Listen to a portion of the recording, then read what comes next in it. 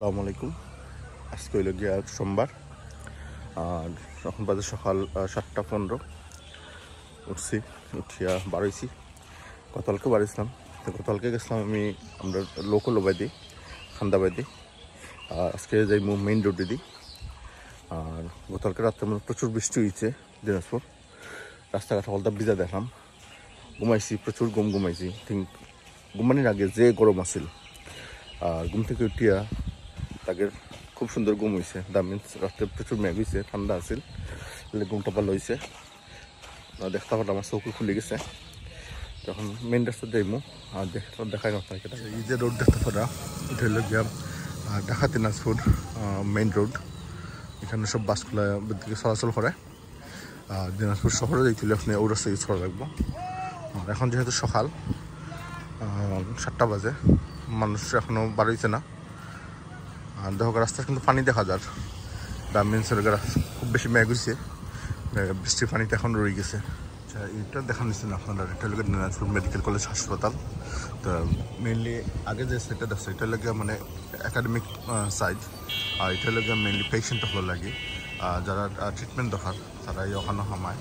আর এটা লাগে মানে মেইন হসপিটাল বেসিক। কিছু দোকানপাট আছে, বেশিরভাগ দোকানপাটগুলো লাগে রেস্টুরেন্ট। যেহেতু এখানেও মানুষ আয় হসপিটালও রুগী লইয়া, খাওয়া দাওয়ার কোনো অ্যারেঞ্জমেন্ট নাই, তো সকলে আইয়া রাস্তা সাইডে আইয়া হোটেলগুলো কিন্তু খুব নাম করা হোটেল না, বা রাস্তার যেটা ছোটো ছোটো হোটেল, এগুলো সকাল থেকে খোলা থাকে একেবারে রাত্রে লেট পর্যন্ত। একটা জিনিস ভালো লাগছে, প্রতিটা হাইওয়ের মধ্যে সাইনবোর্ড লাগাইছে। আমরা দেশে যারা মোটরের মধ্যে সাইন থাকে এরকম। আরও মজা লাগছে, প্রতিটার মধ্যে বাংলায় লেখা আছে এবং ইংলিশিতেও লেখা আছে। যারা বিদেশে আইব তারাও মানে লস্ট হইতো না, তারা একটা রাফলি একটা আইডিয়া পাইব। তো এখানে ধরো ঠাকুরগাঁও যাইতে হইলে আপনার 57 কিলোমিটার লাগবো, রাইট সাইডে যাওয়া লাগবো। আর রামসাগর হইল 8 কিলোমিটার অন ইউর লেফট। আর আপনার সোজা যাইতে হয় বা গিয়া, এটা হলো হাজি মোহাম্মদ দানেশ বিজ্ঞান ও প্রযুক্তি বিশ্ববিদ্যালয়, 9 কিলোমিটার। তো আপনার এখন প্রতি মাইল 1.5 মাইল পরে একটা সাইন পাওয়া যায়, উইচ ইজ রিয়েলি গ্রেট। দেখতে খুব ভালো লাগে। আমরা দেখো যে রোডস অ্যান্ড হাইওয়ে তারা মোটামুটি অ্যাডভান্সর, এটা একটা গুড থিং। 24 যে আন্দোলনটা হয়েছিল, এই আন্দোলনের ওয়ার্ল্ড রাইটিংগুলো অনেকদিন আইসি দিক দিয়া আমার রেকর্ড করা হয়েছে না। আজকে সকালে যখন 8টাত বাড়াইছে, সবাই এখন ইয়ে হয়ে নেই। দেখো আমরা দেশের ছাত্ররা কত ক্রিয়েটিভ, তারা কত কিছু থিঙ্ক করছে।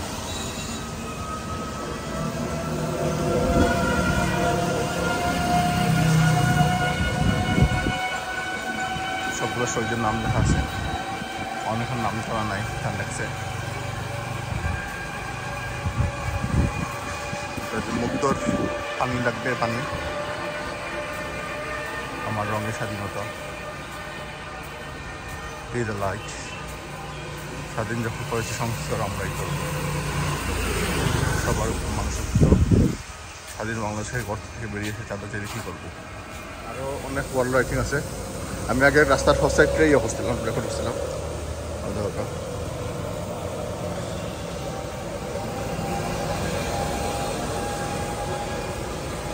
মেধা শহীদ,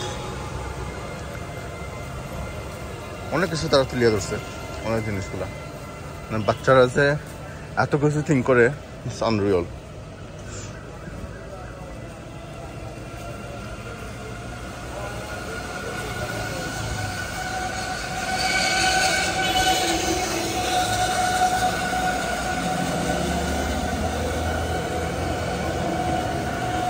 ভালো হয়তো যদি এগুলো আবার একটু পরিষ্কার করা যেত, রিপেন্ট করা যেত।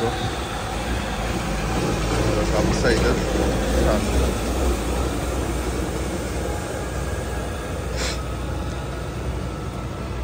অনেক রাইটিং আছে।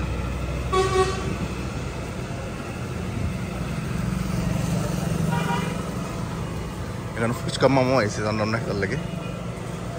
টঙ্গর রাইফেলও পিকচার হয়েছে।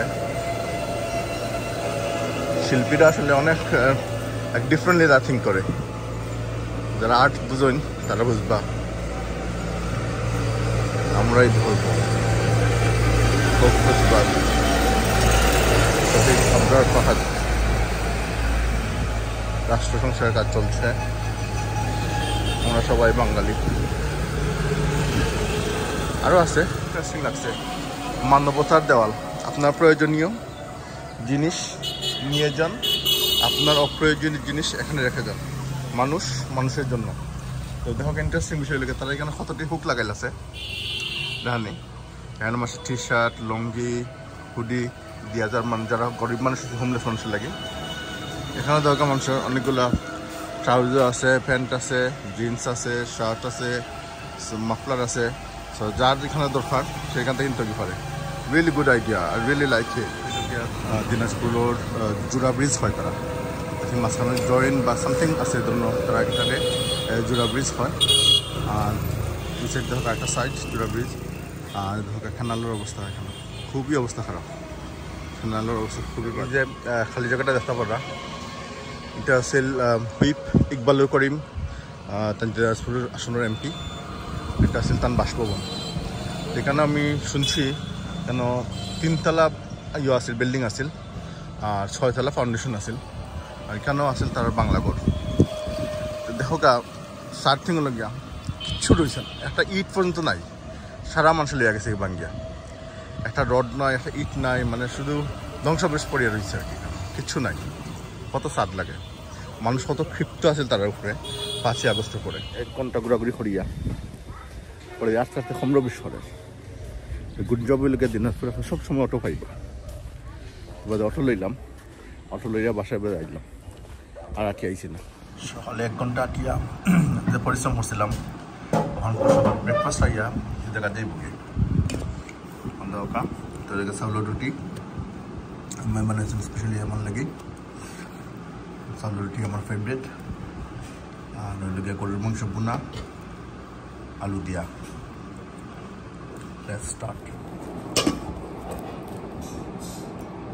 Bismillah.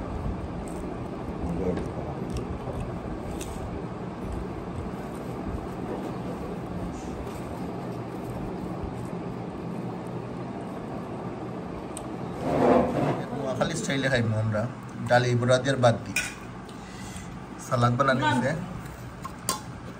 আর এগুলো লাগিয়া চিকেনের লটপটি, চিকেনের লটপটি, এটা লাগিয়া আদা জামিনের ঠেঙ্গা, হল মাছ দিয়ে রান্ধা হয়েছে দিয়া আর হুটকি দিয়া, সুন্দর হয়েছে।